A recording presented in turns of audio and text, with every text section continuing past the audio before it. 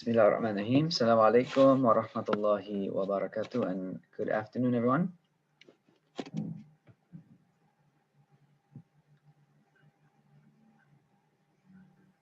Good afternoon, Prof. Good afternoon, Prof. Waalaikumsalam. Good afternoon, Prof. How's everyone? Okay.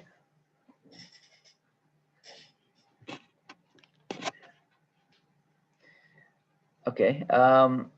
So we'll just people are just coming on now, so give everyone a few minutes. For those of you who are online, I hope you all saw the your results from your McFarland assignment. So I apologize for being so late getting back the results, but most of you did very well. So I think it was a good I think after the first exam, this was a good assignment for everyone to sort of bring your points up for most people. I do have to say though, there was some a little bit of concern. I had one student write me personally after they saw the results, and this student sort of wanted to know about their grade, about their mark, and I tried to explain to them. And then the students sort of admitted that they didn't fully understand the questions, or maybe they didn't fully understand the questions when they answered, and maybe that was why they didn't get such a good mark. Again, every class I really try to encourage everyone to ask questions. And so that's the kind of thing you really have to be, when it comes to learning, don't be afraid to ask questions of your lecturers. That's really how you learn.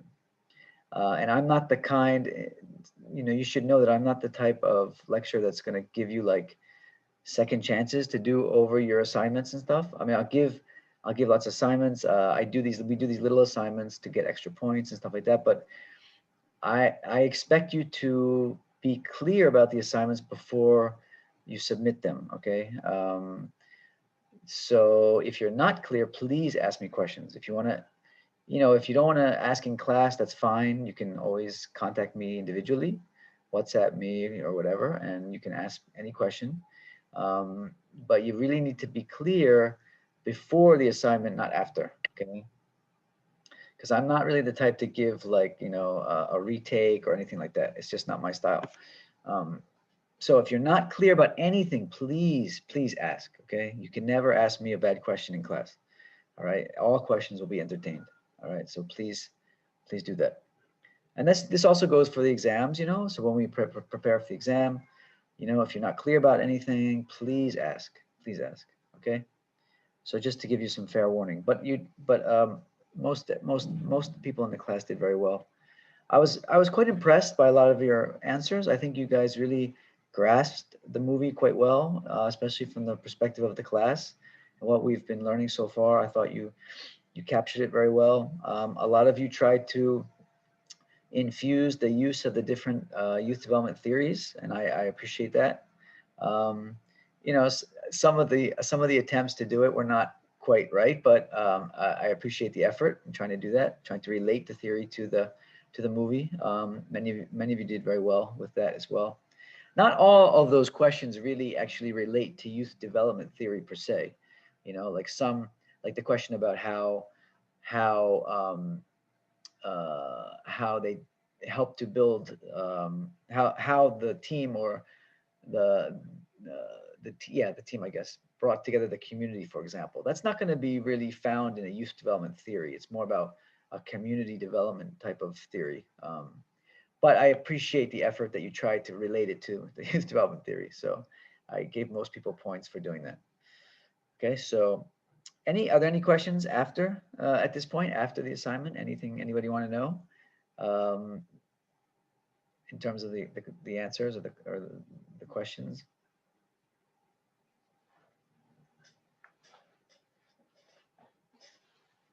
Or if you'd like me to go over the answers, I'm happy to do that as well.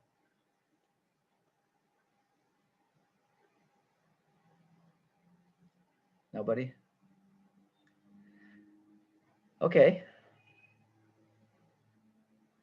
All right, so if there's nothing about the McFarland assignment, then we'll move on. So today's class, like I said yesterday, I'm going to devote today's Thursday class and next week's Thursday class, as we did last week, again, to your assignment too. So it's really an open floor today for the hour that we're here. If anybody has anything they'd like to present and share and get feedback, you're welcome. You're more than welcome. So if it's, like the interview questions like we looked at last week, we looked at some of the group's interview questions. If anyone else would like to present their interview questions for feedback, we can do that. Anyone want to present your questions for discussion?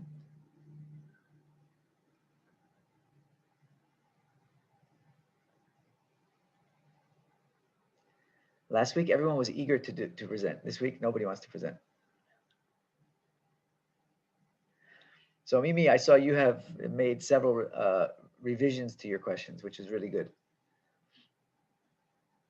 So Mimi, did you decide whether to do a survey or continue to do the interview? Did you decide yet?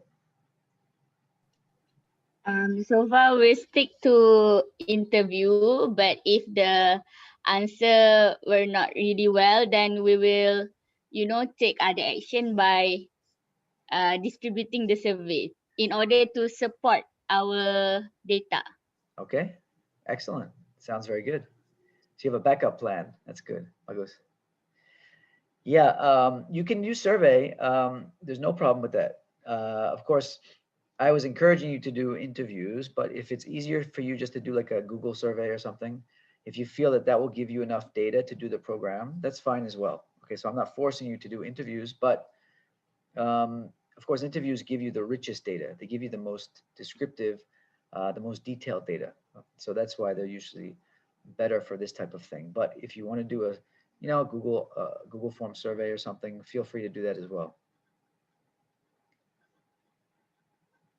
Effie, did you want to say something? I saw your screen come on there. It based on last week question. Okay. You want us to change it into more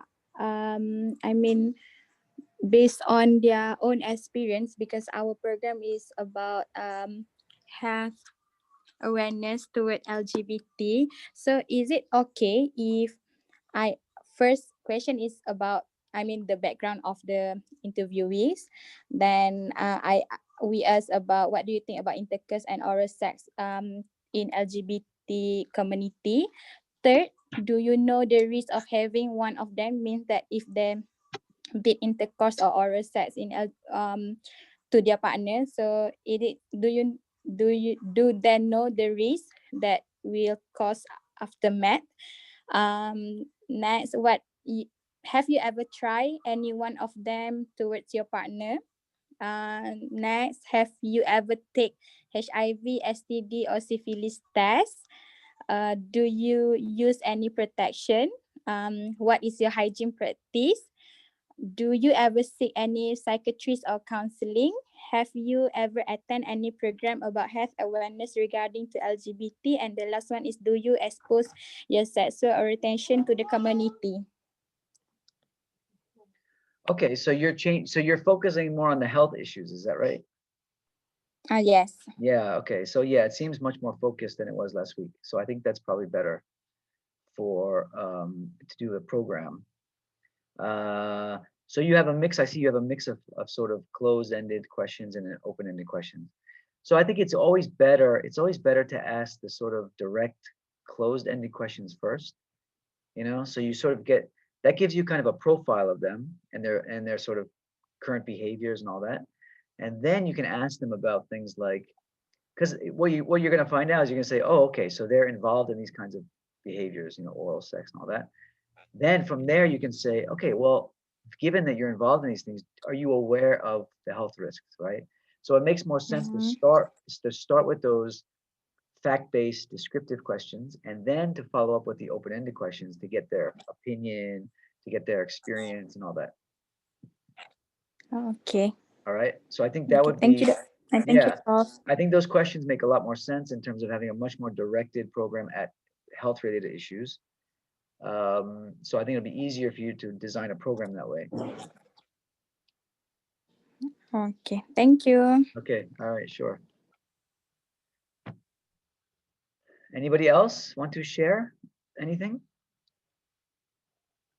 Have any questions? Nobody else wants to share your questions?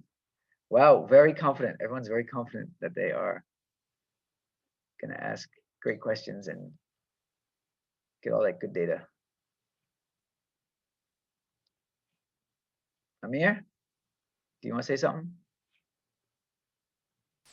Prof, Yeah.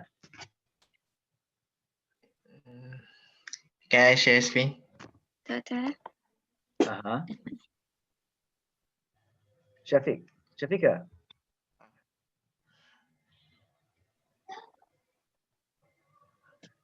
Amir, did you wanna ask me something? I want to share screen. Share screen. Oh, okay, sorry. Oh, I thought I gave. I think you can share screen. Wait. Try again. Okay, wait.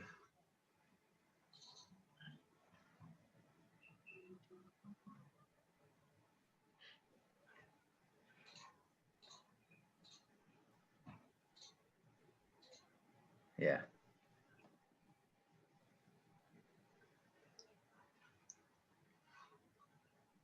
Is it okay for this topic of? Okay. Pornography addiction among youth. Okay. So can you read the questions out just so you can you can sort of lead the discussion? Go ahead and read your question.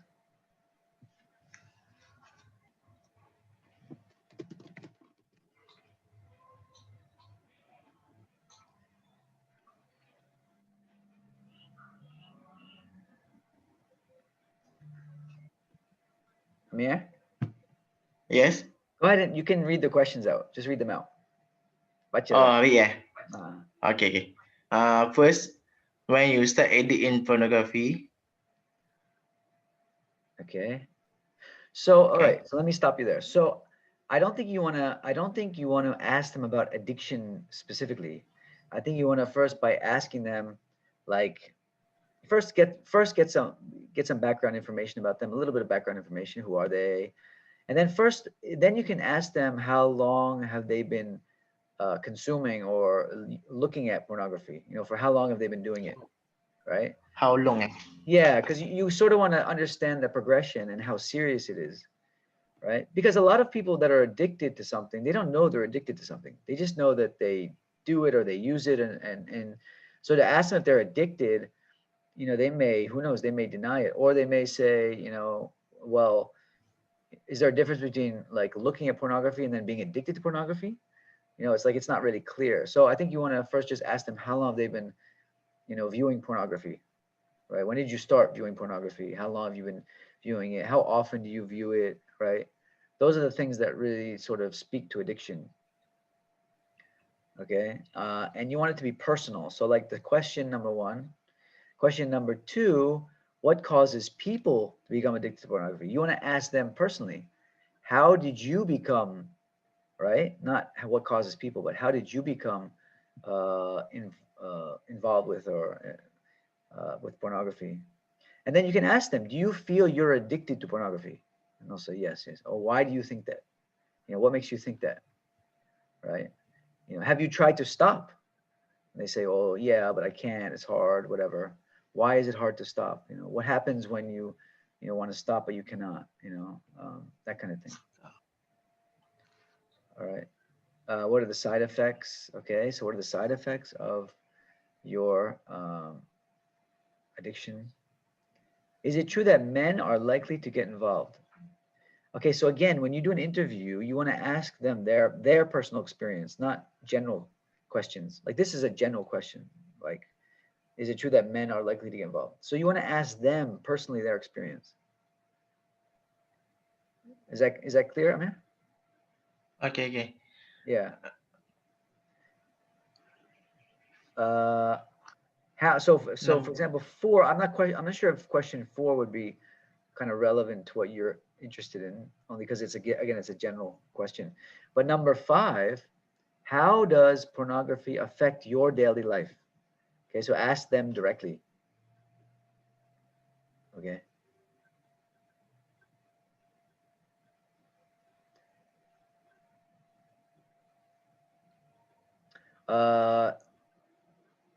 Number 6, again, how do you know that you're, or why do you feel that you might be addicted to pornography, or what makes you think you're addicted to pornography? Okay, that's again more of a direct question. And then the 7th one, of course, they won't be able to answer that one. You can go and read up on the literature on pornography and find out how it affects the brain. Okay, so that one you could put in the introduction to your project in that literature review introduction part that I showed. You can see in the examples that I posted on Putra Blast. That's where you can talk about, what the literature says about the effect of pornography on the brain. Okay. No one, no one's gonna be able to answer that question. How does it affect your brain? Like, they can tell you how it makes them feel, right? Or why it's hard to stop looking at it, or they can talk about those experiential kind of things, but they can't, they don't know about the brain. So that one you'll have to get from like literature. How long it this in? Okay. So I'm sorry, were you able to catch everything that I just mentioned? So just try to make the questions more personal. Ask them about their experience, right? Ask them about how long they've been using it, why it's hard to stop, what happens if they try to stop. So, Doctor, this question most to experience, yeah. Okay. Because again, when you design your program, you want it to be based on the core need of the youth, right? So maybe, I mean, with pornography, there's a lot of reasons for it, but maybe impulse control, or self-discipline, or, maybe they socialize with a lot of other youth that also look at it. There's a lot of reasons why people get involved in it. So you want to really try to understand the core reason, the cause, the main cause. So then you design your program around that main need that you've identified from your interviews. Okay, Doctor. Okay. Thank you. All right, Amir. Good luck, inshallah. Okay. Okay. I think Shafika wants to go next. Shafika, you can go ahead and share your screen if you want. Doctor.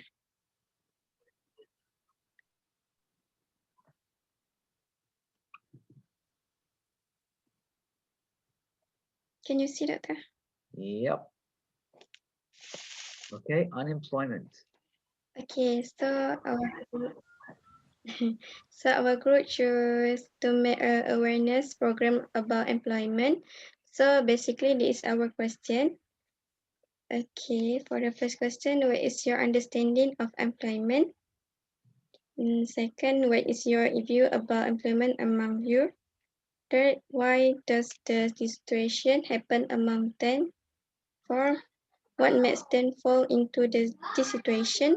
5, did employment among you is related to adult? 6, it is the phenomena of COVID has increased the number of employment among you?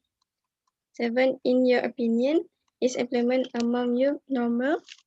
8, is in your view, does skill play an important role in you? 9, in your opinion, what kind of method that adults can use to address this issue? Then we have heard that some of the fresh graduates have high demand in the job. Does it lead them to being employed? 11, in your opinion, what is the best way to overcome this issue? 12, what will happen to our country if the number of employees among you has increased? 13, in your opinion, did employment lead to the youth to become involved in violence? Why? 14, in your view, what are the most effective way to persuade the youth to join the program created by the organization? For the last, in your opinion, who plays a major role in shaping you? It's your family, friends, teacher, or some else? Okay, it's a lot of questions. So Shafika, who are you planning on interviewing for this one, for this question, this interview? Sorry, Doctor. Who Can you repeat? siapa I you couldn't who are you going to ask these questions to? Who are your respondents?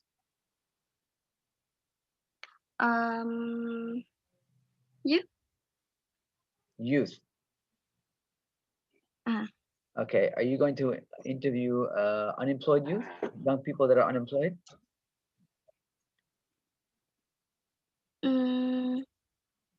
Not really. Just as the opinion. Okay, so if you want to do a program like this for unemployment, okay, so what will the program be about? How will it help the youth in terms of unemployment? What's the focus of the program going to be? You said unemployment awareness. What does that mean? Yes, basically we are focused to give awareness for youth. Awareness of what? Awareness of the importance of having a soft skill Oh, during the, yes. okay. So these questions though that you're asking have nothing to do with soft skills, do they? Yes. So I think, So we need to redo this question. yeah, I mean, okay, so the issue is unemployment. Okay. So if you, I mean, there's different ways you can do it. Okay. That you have different options, of course. I'm just going to give you some ideas. Yeah. Some suggestions. Like for example, if you want to help young people to become, to address unemployment, to develop their soft skills, I mean, you can interview them and ask them about their, I mean, you can ask them about whether they think they have the soft skills that they need to be employed. Like, um, or you can, okay, so you said awareness. So you can ask them about, their awareness of, I'm trying to think what's the best way to go about this because there's different ways. Because soft skills is not the only reason why young people are unemployed. That's the problem, right? So we don't. You want to study unemployment. We want to know. If you want to do a program. So Nabila, you said you want to do a program to help the young people to improve their soft skills. Is that what you said? Not really, but Oh. I think based on my research, I see that most of the youth being unemployment because of they didn't have skill that needed by the most of the organization. I see. Okay. So you want to, okay. So you would just want to increase their awareness about the skills that they need to be employed. Yes. Okay. Okay. So maybe, okay. So your questions, then I would just focus on the questions here. Don't ask them, okay, I see. What is your view on phone use? Like I said to Amir, I think you want to make your questions more personal about their own experience. So you're asking questions that are like what we call third person. Like for example, what is your view about unemployment among youth?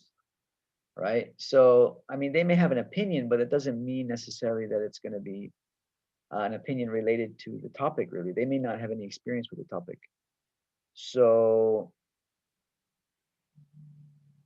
okay, so why don't you ask them about their awareness? Like, are you aware of why young people are unemployed right nowadays? Are you aware what kind of skills are needed in the workplace? And of course, you're gonna have to. I think you're gonna have to focus on a certain, like maybe HRD students specifically, so you can ask questions about skills for HRD specifically. You can't, because you can't ask about skills for all jobs. It's just too much. It's too general. Like what skills do you need to work to get a job nowadays? Well, it depends on what the job is, right? So,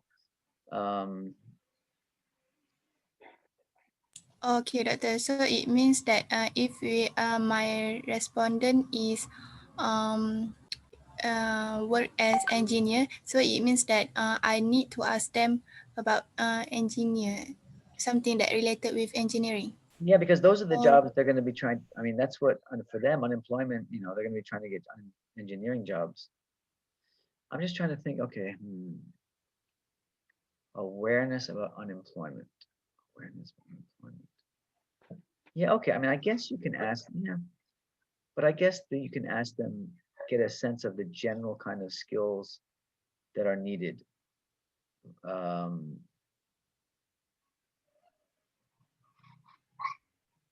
okay. in specific field or just what? Yeah, that's what I'm trying to decide. I'm not really sure.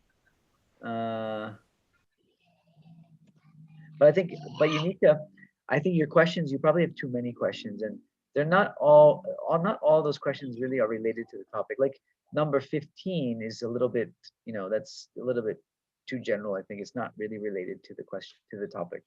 So I wouldn't include a question like 15. I'm not sure how 14 relates to your topic about unemployment. Um, let's see what else.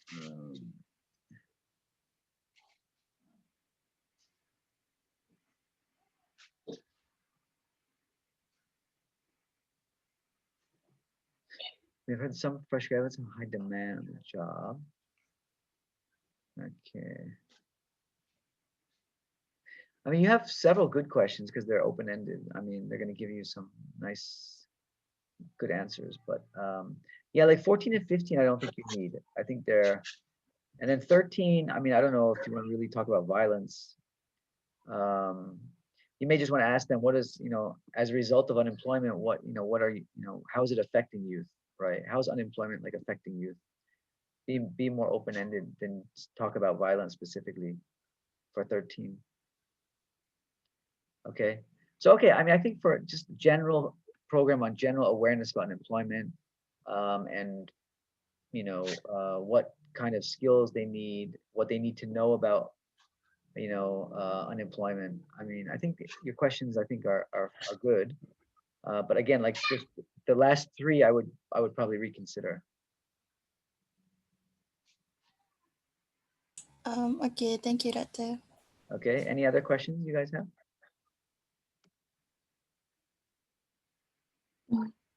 So basically, we need to change this question and ask the interviewer, ask the respondent based on their job No, no, or no. what? No, Because I think it's okay. I think you can leave it. I think you can leave it as it is.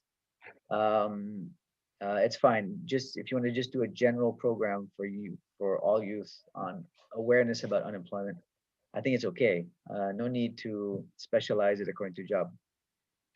But I would just remove the last three questions. I don't think they're really relevant to the topic. okay, okay. All right. And then see, That's I all mean, from me. and see how they answer. If the responses, maybe the responses, like you said, maybe the responses you get are going to all talk about soft skills. So maybe you're going to focus your program on, awareness on what soft skills they need or something, an awareness program on the kind of soft skills they need to get employed. It depends on what kind of answers you get, but it's okay. I would go with these questions. Yeah. Okay, thank you, doctor. Okay. Thanks for sharing Thank you, your doctor. work. Thanks, Nabila and Shafika. Okay, doctor. Okay, so who's next? Me, doctor. Okay, Sugita.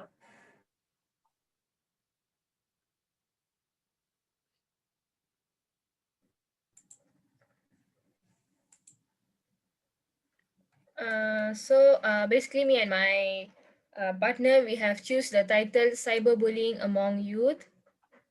First of all, our respondents will be victims of cyberbullying, or better known as someone who is active in social media and has been bullied. Okay. So the Never questions victim. first of all, the program that we are going to do is a program to basically improve self-esteem among the social media influencer or someone who is using social media from cyberbullying. So our questions are like, have you experienced cyberbullying, and then when, and then it's like, what is the reason you got cyberbullied? Because we are going to choose two of the victims. One is like they are just social media users where they post their pictures or some videos, but then even though they dress appropriately, they give a good content, but still there are some people in social media who are there to troll them, give bad comments, and share it to people in a bad I mean sharing it for a bad reason. And the next one is To the get that person started, who sorry, can I stop you there? yes, Okay, it's a good, yeah, sure. no, it's a very good topic. It's a very good topic. Just this, I just wanted to say something about your second question. Okay, so have you experienced cyberbullying when? I think instead of asking them the reason, because they may not know the reason. I think number two, best just to ask them what happened. Let them explain to you what happened.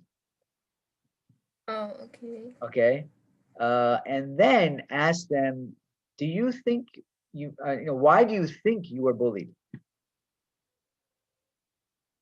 Right. Yeah.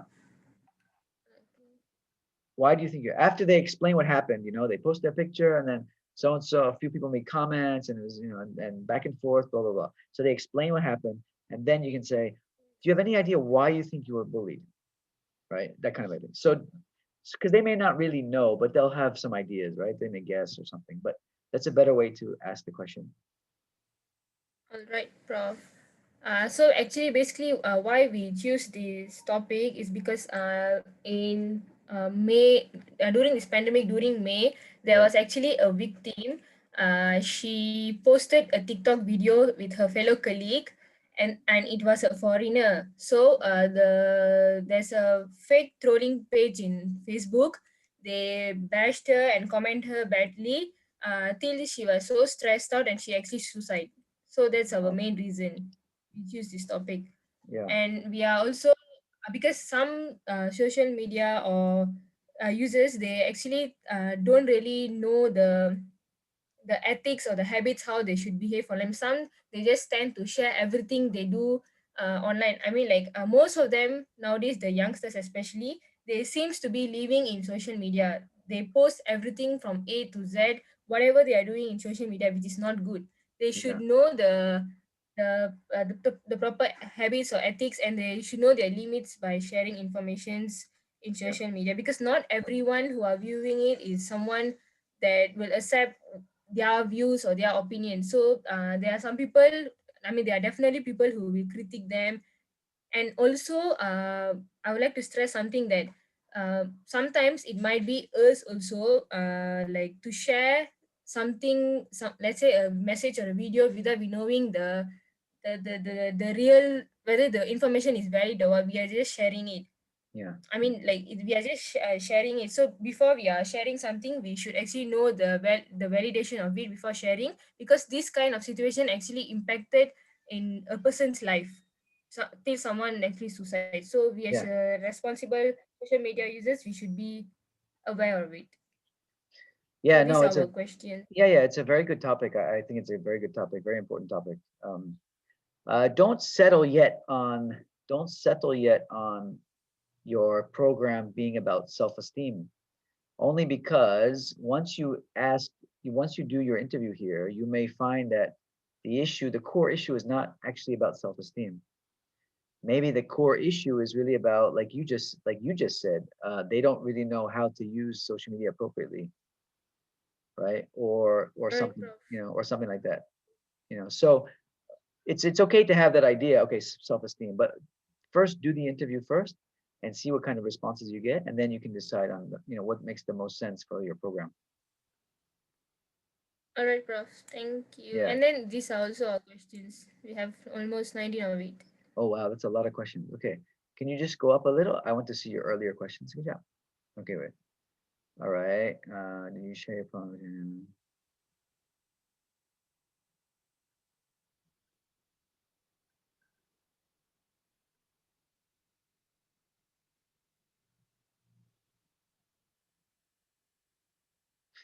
Okay. Uh, yeah, like just think about the order of the questions. Like number 10 is a very good question, but I think it would best to have number 10 come right after when you ask them what happened, right? Early on, you ask Uh, them about what happened, right? And then I would immediately ask them, how did that make you feel? Okay. all right, Prof. We will change it later. And then number 11, sorry, just go, yeah. Number 11, instead of saying, do you think the reason for being cyberbullied, just ask them, what do you think the reason was for you being cyberbullied? Let them answer you. Don't provide the answer for them. All right, Okay. Prof. Yeah. The other.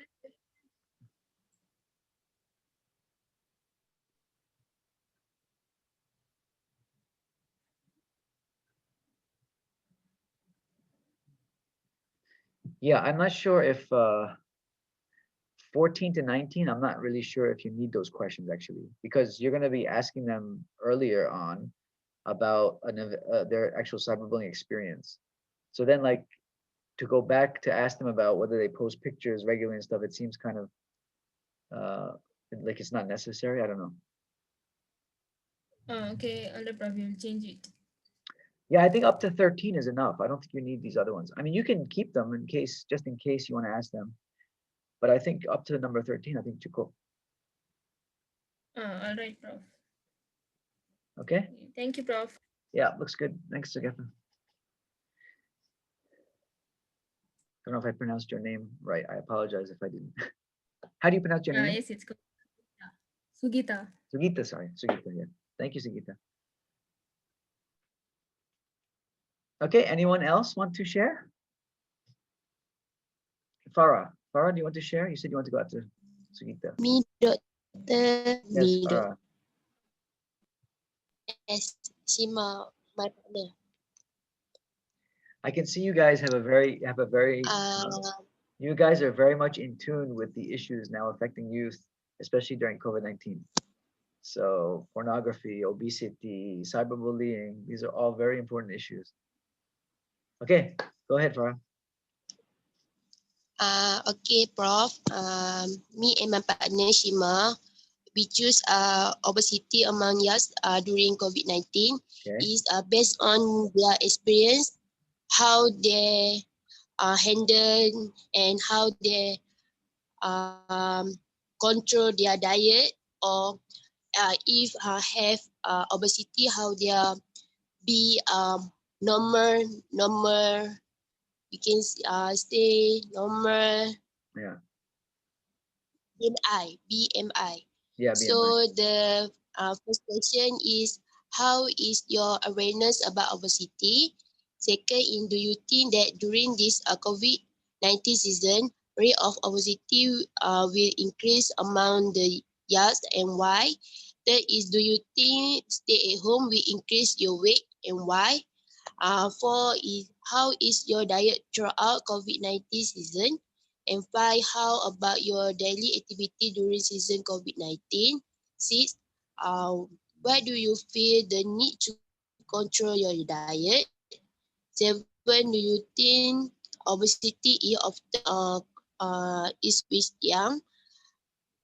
Eight, what support and information is available for people living with obesity? Nine, what government doing to protect people, especially young, about obesity? And last, do you think that you are obesity? This is about interview question about obesity. Okay. All right. Okay, so it's a very good topic, very important topic, you know, especially during the MCO. It's definitely an important issue. So my only concern about your questions is that your questions are sort of your questions are, as we would say in English, they're sort of all over the place. They don't have much focus because I think what you want to understand is you want to understand first of all, okay, young person, maybe you can interview someone who themselves is obese, okay? Or maybe you know a friend or somebody that has, you know, over COVID-19, they have increased their weight a lot, yeah? They become obese. Those would be the best people to interview for this topic, all right? So if you can find a friend or somebody you know that has had that experience, it would be better for your program. And then you can ask them about their experience during COVID-19. Um, what was your weight like before COVID-19, right? What did you how did COVID-19 and MCO affect your eating habits? You know, how much weight did you gain? Did you, was it hard for you to control what you ate? Were you unable to exercise? You know, those kind of things. You know, what were your, like you have like what were your daily activities? Yeah, that's good. You know, what have you has your or has obesity affected your health in other ways? You know, maybe their blood pressure went up or their sugar level went up or something like that. Are you concerned about being obese? You know, I mean, those kind of things. So you want, again, I think you want to make it more of a personal, people are responding from a personal experience and they can talk about the actual factors that cause them to become obese or gain more weight during COVID-19. So then your program can focus on, obesity awareness or even life. It can even be like lifestyle, healthy lifestyle during COVID-19 or something, you know, from the responses. Okay, so just try to focus more on their experience, you know, during COVID-19, especially in terms of their lifestyle, their eating, what they ate, how much they ate, how it changed during COVID-19, their exercise rate of, you know, how often they exercise and stuff like that.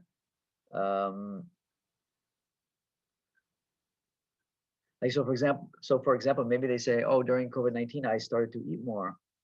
Okay, well, why do you think, or why do you feel that you started to eat more? Oh, because I was home all the time. Okay, so when you're home all the time, what was it that triggered you to eat more? You know, oh, well, I was bored, right? Or, you know, I was depressed because I couldn't go outside or I couldn't meet my friend. Then that's gonna help you to get to the root causes of, you know, of why they are becoming obese, stuff like that. Okay, so I think that would maybe be maybe a better way to go. But you have some good questions here, but I think just try to adjust them a little bit to focus more on the experience of the youth. Okay, Prof. Is that clear, Farah? Yeah. Okay. Thank you. All right. Good topic though. Thanks. Thanks for sharing.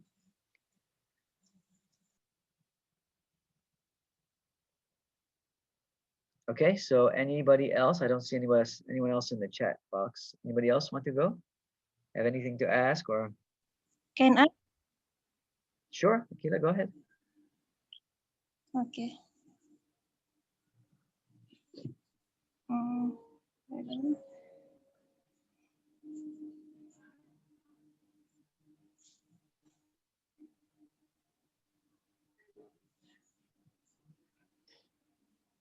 Wait, I just opened my.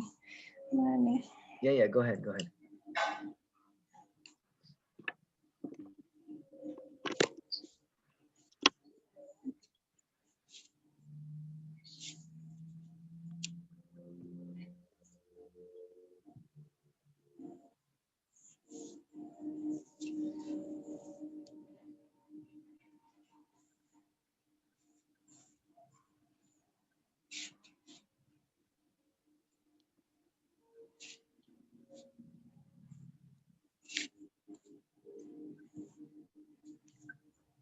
So for our group, we are going to do a topic about maturity at a young age. Is it good or bad?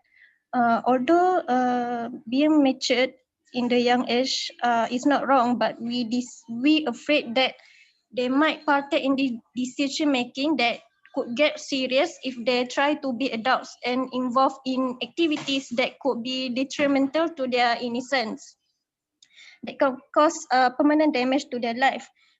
In recent event, that we found out that there's an issue about some of the students signed a petition to stop the SPM from going on because they felt like they felt like it's macam not useful nowadays because they hate being the SPM to be extended. So we targeted this question for between the student between the age of 15 to 17. So this is among our question. Can you see my screen? Yeah. Okay. So for our first question, do you think that maturity at a young age is a bad thing? Second, if you said so, can you tell me why and what do you feel about it? Third, what is your perception of maturity and adults? Fourth, do you have any experience that require you to act maturely and make a decision without referring to other with your own? Next, what made you so mature at young age? Six, do you have any problem or factor that influence you to be extremely mature at some young age? Seven, do you agree if you've replaced the roles of making decisions? Eight, if you are going to make some decision that require you to act as adults, what should you do? And nine, do you? Sorry, go and ahead. Nine, did you feel comfortable? Okay. Nine, did you feel comfortable people around you age act as adults and feel more mature than others at their age? 10, you are mature enough to make any decision without refer to your parents, or do you think that it is not necessary to tell other because you are already matured? And last, do you always feel doubt in making any decisions? So by this topic, we are decided to make some kind of program like decision-making program. So what do you think? Okay, it's a very interesting topic. I didn't see the link between maturity, the topic of maturity at a young age and then SPM. I wasn't clear about that relationship there. What was how does that relate? So I just want to give a kind of example, like maybe that's because they decided to they sign a petition to make the SPM stop because they don't want to go through the long extended time to do SPM, and they felt like depressed because at the age of 18 they still didn't get to do they still didn't get to do the SPM, Yeah. whilst other already have go to universities and so on. Yeah, but what is that? How does So that relate to? another example. Sorry, how does that relate to maturity though at a young age? I don't understand. Another example is maybe like okay, maybe they saw something on social media like okay, hey, that a guy do something like maybe some criminal activities, like okay, they do that, so maybe it's okay to do that. Okay, so they're doing. So we think of that some kind that things will influence that their decision making. Okay, so all right, so it's really about decision making. I'm not really clear how it relates to maturity at a young age though. And I'm not really even sure what you mean by maturity at a young age, because maturity at a young age, I mean, you can be biologically mature at a young age. In other words, you reach puberty at a young age, for example, right? You can become balig at a young age. That's also considered maturity at a young age. So I'm not really sure how the respondent is even going to respond if you say, what do you think about maturity at a young age? Do you think it's a bad thing? I'm not even sure what they would understand by that. So if you want to focus on decision making, I think you'd have to focus on decision making about a certain topic. You know what I mean? Like, or maybe decision making and then being influenced by peers. Like, are they able to make independent decisions or do they just follow their peers? You could do something related to that if you want to do decision making. But I don't see the maturity at a young age as being really an issue that you could develop a program around. definitely you could do a program on decision making. Definitely, absolutely. Okay, but I think you need to be more focused on that decision making and not so much on maturity. So for example, Okay. like if you see that these young people are making bad decisions about something, right? So maybe they're engaged in some, like you mentioned, some sort of criminal activity or something, and you want to understand how they make decisions about getting involved in those kind of activities, then you can ask them about what is their decision making process, like what if they knew, did they know what they were doing was wrong? If they know why it's wrong, why are they doing it? What kind of what made them make that decision? What influenced their decision? That kind of thing. Then you can really focus on the decision making part.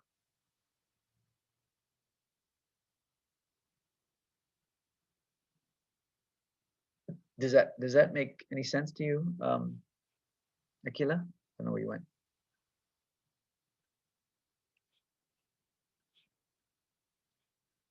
Where did she go? Are you there, Akila? Prof, can you repeat that again? Sorry, I just left the Zoom. My line isn't okay. It's okay. It's okay. Don't worry. No, I was just saying that if you want to do something more related to decision making, you may want to, like the example that you gave. Like, so for example, maybe there's some youth that are involved in some criminal activity or some kind of negative kind of behavior, and you want to understand how they make decisions about getting involved in that behavior, right? So because you want to focus on decision making, so then you can ask them about what made them choose to get involved in that behavior.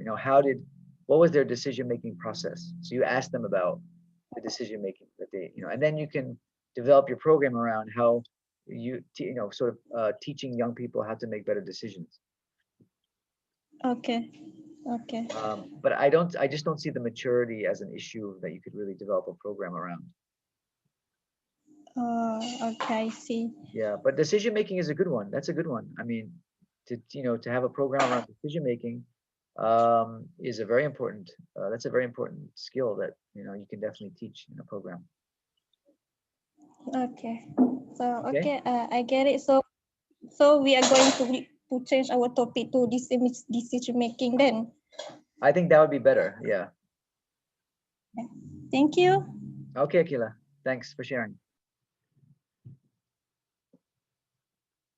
Okay, guys. Well, it's just about 1 o'clock. So thanks for sharing your questions. And I hope that the session was helpful.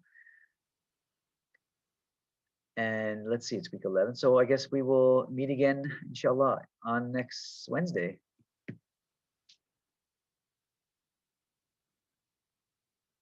Okay, Prof. Thank you, Prof. Okay. All right. Inshallah, jumpa lagi. Enjoy your lunch. Thank you, Prof. Okay. Thank you, Prof. Okay. See you next week. Thank you, Prof. All right. Assalamualaikum. Jumpa lagi. Jumpa lagi. Bye. Bye-bye.